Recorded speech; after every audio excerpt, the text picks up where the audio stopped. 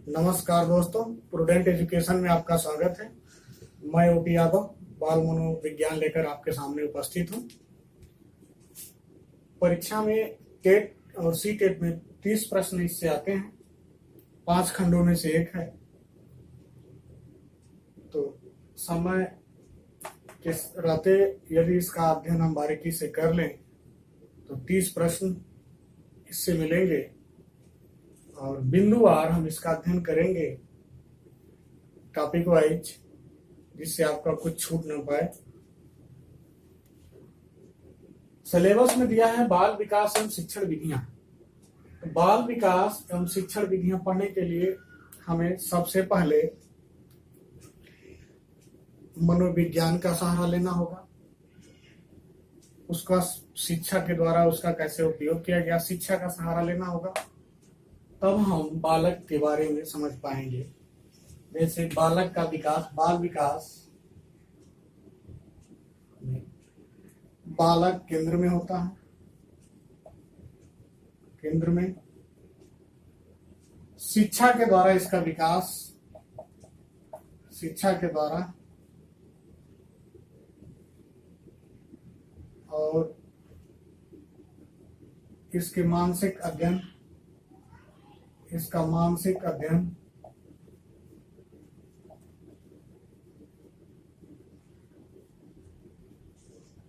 और साथ ही किस विधि से द्वारा इसको शिक्षा दी जाए, शिक्षा दी जाने वाली विधि, साथ ही बालक का शारीरिक विकास,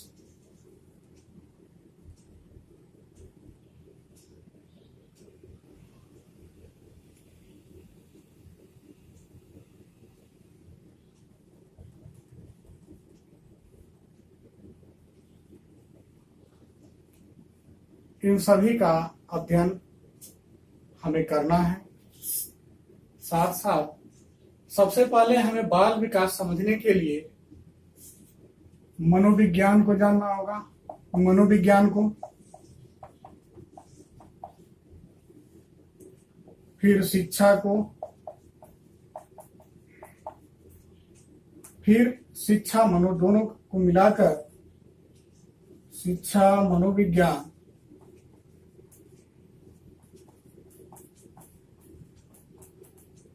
शिक्षा मनोविज्ञान, और केंद्र में रहेगा बालक। तो सबसे पहले हम देखते हैं मनोविज्ञान क्या है, फिर शिक्षा क्या है, फिर शिक्षा मनोविज्ञान, और फिर बालक का, बालक के ऊपर इसका क्या प्रभाव पड़ा, बालक के विकास में शिक्षा की क्या भूमिका है, बालक को किस प्रकार से शिक्षण दिया जाता है।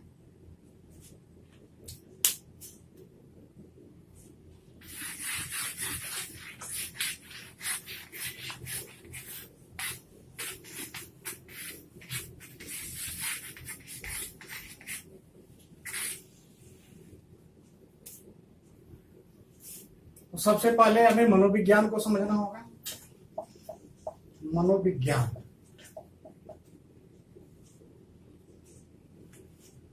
जब हम मनोविज्ञान को समझेंगे, मनोविज्ञान क्या है, तो बालक के क्रमिक विकास के अध्ययन को भी समझने में आसानी होगी। किसी भी पाठ्यक्रम को पढ़ने से पहले उसके बेसिक चीजों को जानना जरूरी होता है, बेस को जानना जरूरी होता है।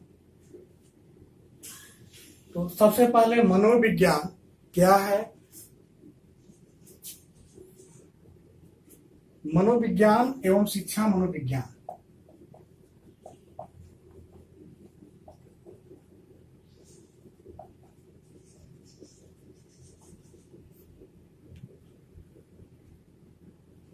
या कहें मनोविज्ञान एवं शिक्षा दोनों मिलने के बाद शिक्षा मनोविज्ञान।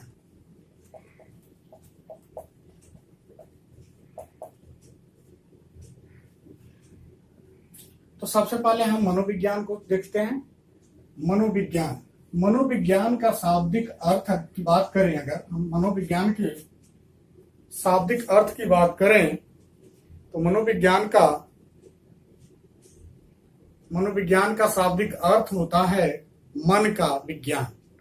इसका शाब्दिक अर्थ है मन का विज्ञान।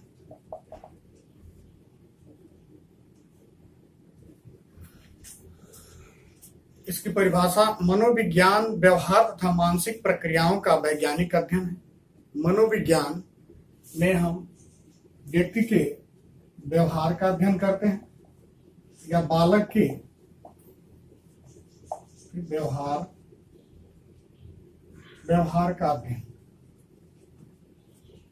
का अध्ययन किया जाता है। बालक, व्यक्ति या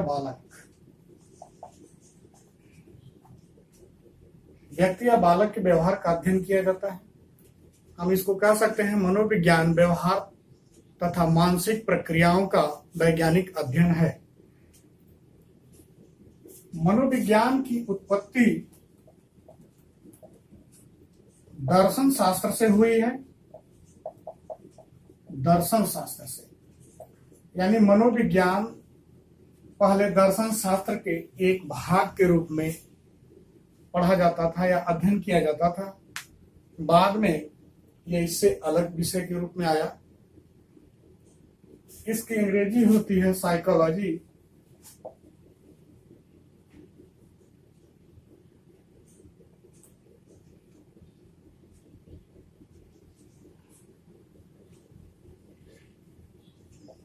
साइकोलॉजी यह जो है लैटिन भाषा का शब्द है।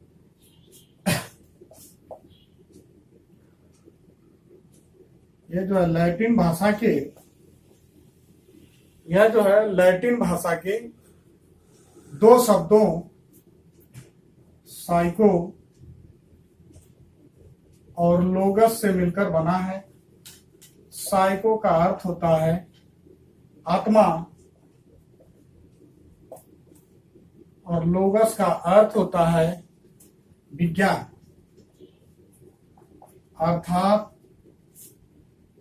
साइकोलॉजी का अर्थ हुआ आत्मा का विज्ञान। आत्मा का विज्ञान।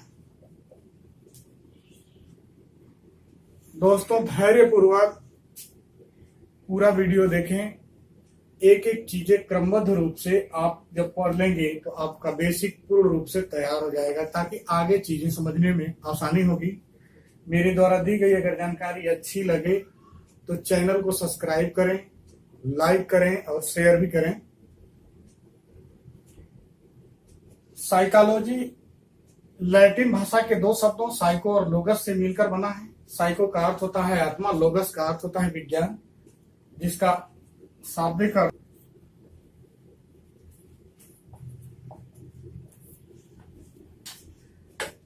साइको का अर्थ होता है आत्मा और लोगस का अर्थ है विज्ञान, यानी आत्मा का विज्ञान।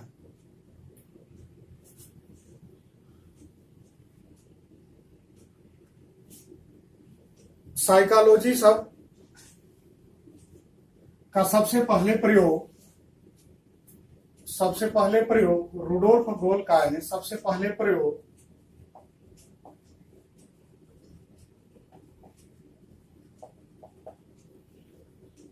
रुडोल्फ गोल्काय ने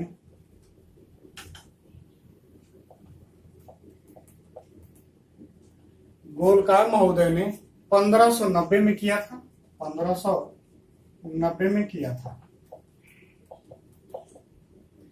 1590 में सबसे पहले रुडोल्फ गोल्काय महोदय ने साइकोलॉजी शब्द का प्रयोग किया था। आत्मा का विज्ञान मानने वाले प्रमुख जो दार्शनिक थे, मनोवैज्ञानिक थे, उसमें थे अरस्तु, प्लेटो, डेकार्टे।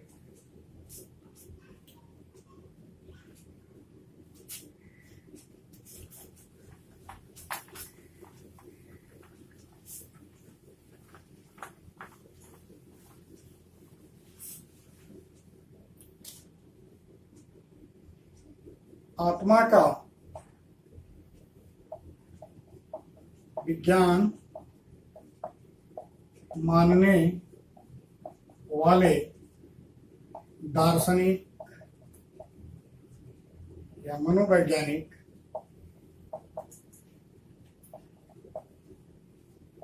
के प्लेटो, अरस्तु और डेकार्टे, इन लोगों ने मनोविज्ञान को आत्मा का विज्ञान माना, मस्तिष्क का विज्ञान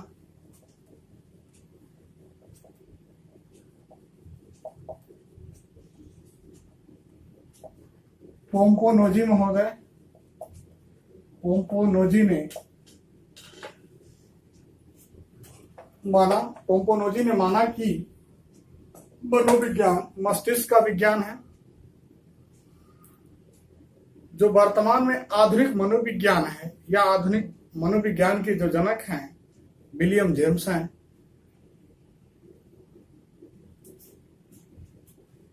आधुनिक मनोविज्ञान के जनक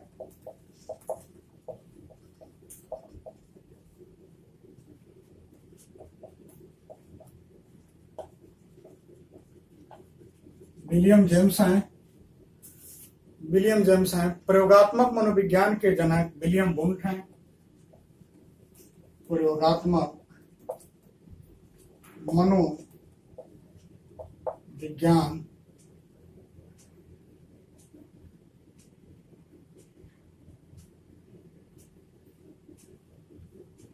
के जनक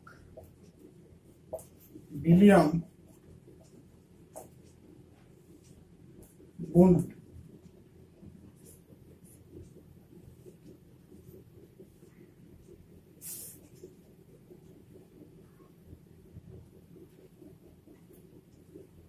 प्रयोगात्मक मनोविज्ञान के जनक विलियम वुंट, आधुनिक मनोविज्ञान के जनक विलियम जेम्स, मस्तिष्क का विज्ञान पोम्पोनोजी ने माना, आत्मा का विज्ञान मानने वाले दार्शनिक मनोवैज्ञानिक प्लेटो, अरस्तु और डेकार्टे थे। हम कुछ परिभाषाएं देख लेते हैं कि मनोविज्ञान क्या है, मनोविज्ञान में किसका अध्ययन किया जाता है, जो बार बार परीक्षाओं में प्रश्न आते रहते हैं। उनकी परिभाषा को भी जान लेना आवश्यक है।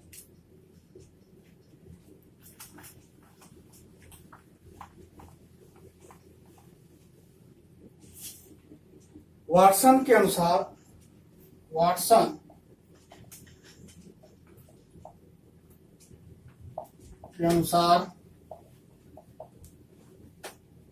मनोविज्ञान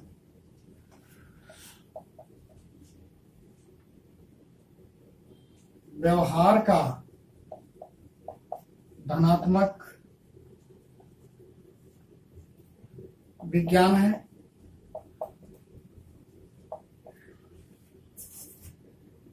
वाटसन के अनुसार मनोविज्ञान व्यवहार का धनात्मक विज्ञान है। मैकडूगल के अनुसार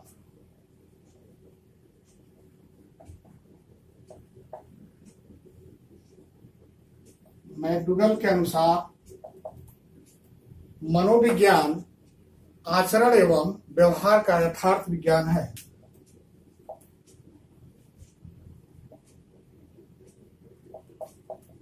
मनोविज्ञान आचरण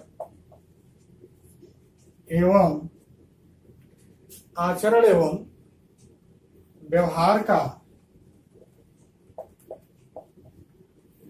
का यथार्थ विज्ञान है।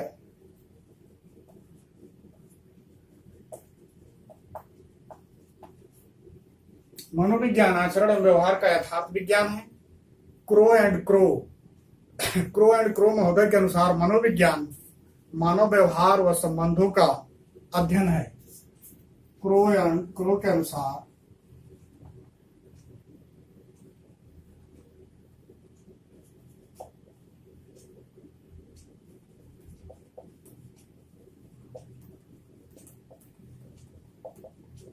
क्रो के अनुसार मनोविज्ञान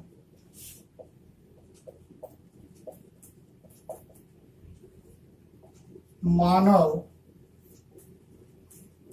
व्यवहार व संबंधों का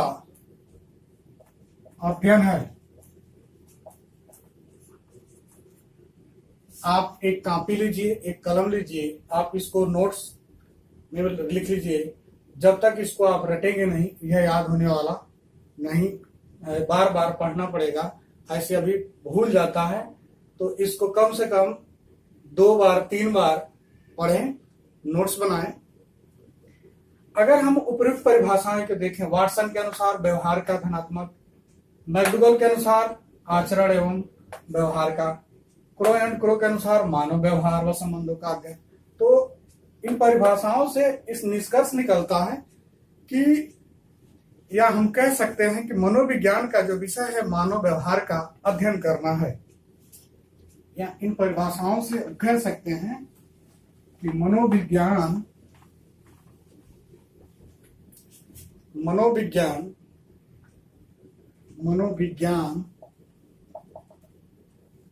द्वारा मानव व्यवहार का अध्ययन किया जाता है।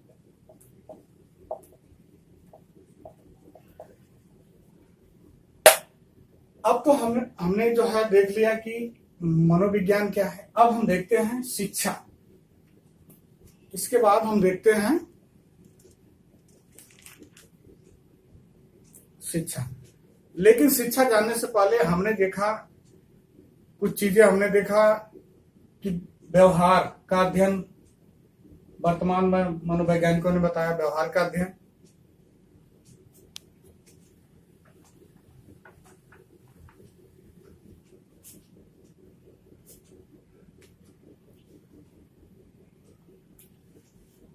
यानी मनोविज्ञान मानव व्यवहार का अध्ययन है। तो अब हम देखते हैं कि समय के साथ इसके विषय क्षेत्र में परिवर्तन हुआ है। प्रारंभिक काल में, प्रारंभ में आत्मा, लेकिन कुछ समय बाद इसको मन से जोड़ा। कुछ वैज्ञानिकों ने, विद्वानों ने, कुछ दार्शनिकों ने मन का अध्ययन बताया। बाद में यह चेतना का हुआ और वर्तमान में इसका विषय क्षेत्र, अध्ययन का विषय क्षेत्र व्यवहार का है। व्यवहार का अध्ययन है। वर्तमान में इसका अध्ययन क्षेत्र मानव व्यवहार का अध्ययन है या बालक के व्यवहार का अध्ययन है। तो हम एक चार्ट बनाते हैं, उससे स्पष्ट होगा कि किस समय में इसका क्षेत्र क्या था।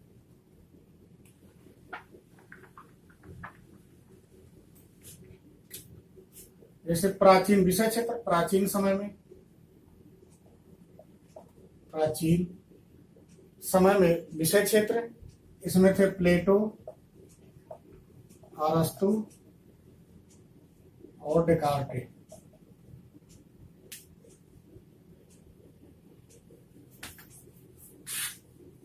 मध्यकाल में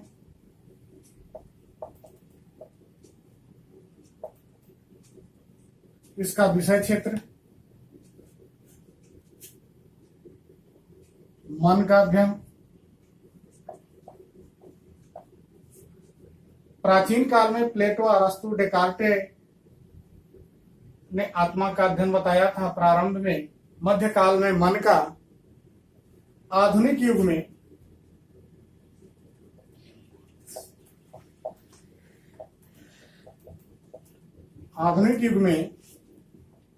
जैसे विलियम जेम्स, विलियम वुड और जेम्स ली,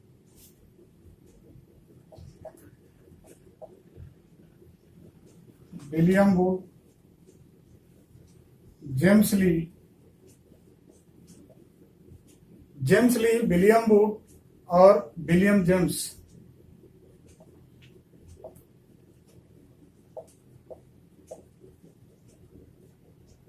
जैसे मनोवैज्ञानिकों ने मनोविज्ञान का विषय क्षेत्र चेतना माना, चेतना को बताया कि मानव चेतना है। वर्तमान या आधुनिक या समकालीन कहें इनको, जो बिल्कुल तत्कालीन है, आधुनिक में समकालीन मनोवैज्ञानिकों ने में जैसे स्किनर महोदय थे, बीएफ स्किनर, इन्होंने मनोविज्ञान का विषय क्षेत्र मानव व्यवहार का अध्ययन बताया। जैसे हमने अभी 2-3 परिभाषाएं भी बताई, क्रो एंड क्रो, वाटसन, इन लोगों ने भी मनोविज्ञान का अध्ययन क्षेत्र मानव व्यवहार को ही माना।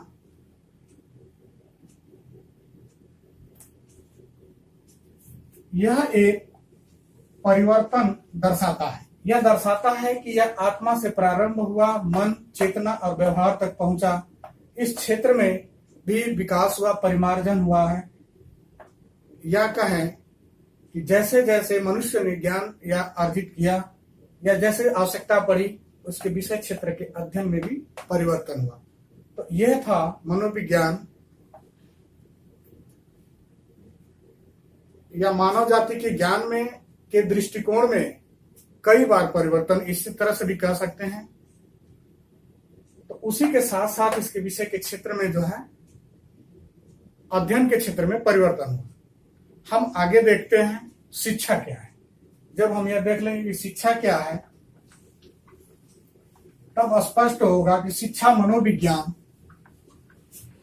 एक साथ कैसे अध्ययन किया जाता है। और बालक की शिक्षा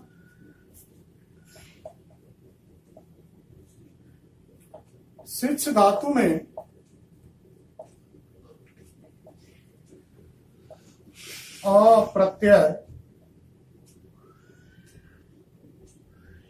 अप्रत्यय लगने से बना है, जिसका अर्थ होता है लगने से बना है, जिसका अर्थ होता है सीखना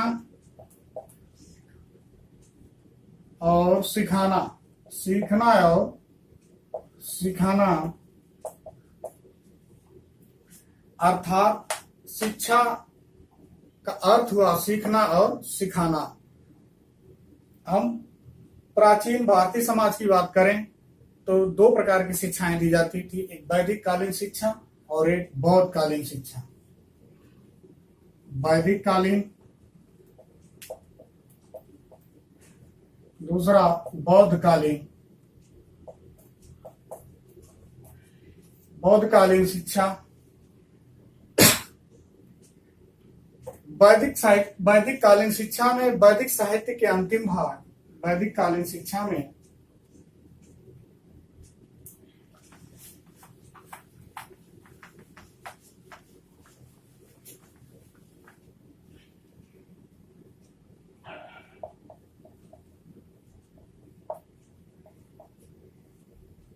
वैदिक कालीन शिक्षा, वैदिक कालीन साहित्य में इसका उल्लेख मिलता है। साहित्य के अंतिम भाग, साहित्य में के अंतिम भाग उपनिषद में इसका उल्लेख है। उपनिषद में इसका उल्लेख है। साहित्य में अगर बात करें तो इसमें जो है 2 तरह से हम पाते हैं। एक होता है तत्व मीमांसा, जिसमें ईश्वर, आत्मा, जीव, जगत, तत्व मीमांसा, जिसमें ईश्वर, आत्मा, दूसरा जीव और जगत, या कहें इसको संसार। वैदिक कालीन शिक्षा के साहित्य के अंतिम भाग उपनिषद में इसका उल्लेख मिलता है। शिक्षा के बारे में वर्णन मिलता है। उस समय शिक्षा का उद्देश्य जो है मुख्य तत्व, जो मीमांसा की बात की गई थी, और एक उपनिषद में भी इसका वर्णन है। उपनिषद का अर्थ होता है समीप। उपनिषद, उप का अर्थ होता है समीप, निषद निष्ठापूर्वक। निष्ठापूर्वक शब्द का अर्थ होता है बैठना। बैठना यानी साहित्य के अंतिम भाग उपनिषद में शिक्षा के बारे में उल्लेख मिलता है, जिसमें शिक्षा जो है का जो था आत्मा और ईश्वर के मिलने की बात की जाती थी। यानी आत्मा का परमात्मा के प्रति या जीव और आत्मा का मिलन के लिए शिक्षा दी जाती थी। जगत और संसार इसका भी परिचय कराया जाता था। इसमें जो इसका मुख्य उद्देश्य था कि इस लोक से मोक्ष की प्राप्ति। उस समय जो शिक्षा का उद्देश्य था मोक्ष की प्राप्ति थी। मोक्ष की प्राप्ति के लिए शिक्षा दी जाती थी और उसके लिए कुछ प्रावधान किए गए थे। उपनयन संस्कार होता था। उपनयन संस्कार जो लगभग 8 वर्ष, 11 वर्ष और 12 वर्ष की आयु, अलग अलग आयु कुछ अलग अलग जातियों के लिए निर्धारित थे। हम इसको अलग से पढ़ाएंगे, जब भारतीय शिक्षा प्रणाली पढ़ाएंगे तो उसमें डिटेल बताएंगे। अभी हमें इस शिक्षा को समझना है। तो इसका उल्लेख हमें भारतीय शिक्षा में इस प्रकार से मिलता है। कुछ भारतीय या भौतिक विचारक मनुष्य को के लौकिक जीवन को सत्य मानते हैं। अगर हम बात करें बौद्धकालीन शिक्षा की, तो बौद्ध काल में भी शिक्षा मठों में दी जाती थी और उसके लिए पवज्जा संस्कार होता था। बौद्ध काल में शिक्षा का प्रारंभ पवज्जा संस्कार से होता था। पवज्जा संस्कार से यह लगभग 6 वर्ष की आयु थी। 6 वर्ष की आयु।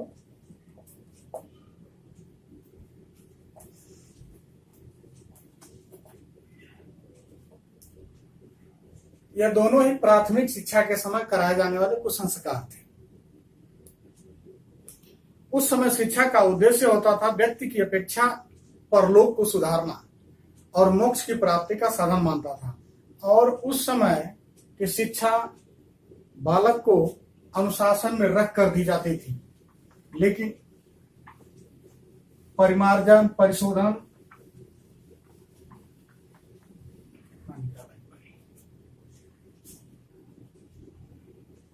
उस समय की शिक्षा व्यवस्था जो थी व्यक्ति की अपेक्षा इस परलोक को सुधारने की थी। व्यक्ति में सुधार न करके उसको मोक्ष के प्राप्ति का साधन माना जाता था। बालक को इस प्रकार से शिक्षित किया जाता था कि वह मोक्ष की प्राप्ति के लिए तप और साधना करे। इसके लिए उसे कठोर अनुशासन में रहना पड़ता था।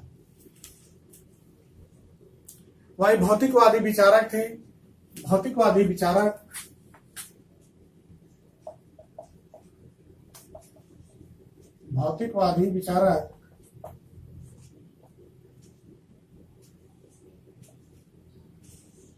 पारलौकिक जीवन को ही सत्य मानते थे। इनकी दृष्टि में जीवन का अंतिम उद्देश्य होता था सुखपूर्वक जीवन जीना। सुखपूर्वक जीवन जीना। चार्वाक थे। चार्वाक थे। वो इनका कहना था कि शिक्षा वह है जो मनुष्य को सुखपूर्वक जीवन व्यतीत करने योग्य बनाती है। चार्वाक कहते हैं कि शिक्षा वह है जो सुखपूर्वक जीवन जीने योग्य बनाती है। जीवन जीने योग्य बनाती है। शंकराचार्य का नाम आप लोगों ने सुना होगा। सा विद्या विमुक्तये। सा विद्या विमुक्तये। शिक्षा वह है जो मुक्ति दिलाए। सा विद्या विमुक्तये।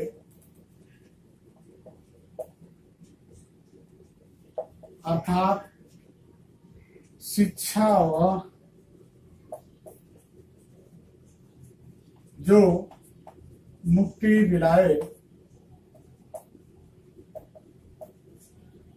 यह शंकराचार्य का कथन है।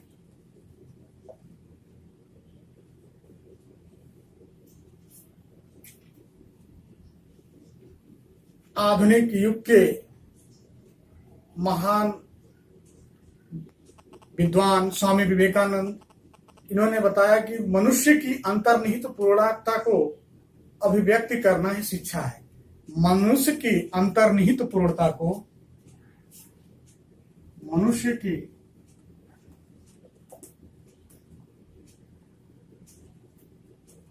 अंतर्निहित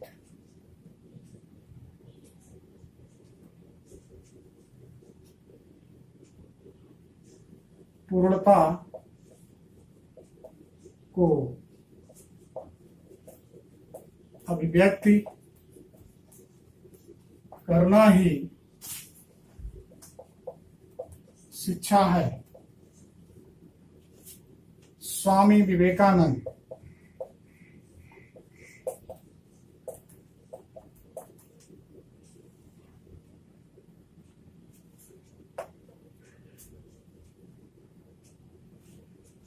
इन्होंने भी मनुष्य के अंदर निहित जो शक्ति है उसको पूर्ण यानी उसको बाहर निकालने की बात की है। किसके द्वारा? शिक्षा के द्वारा।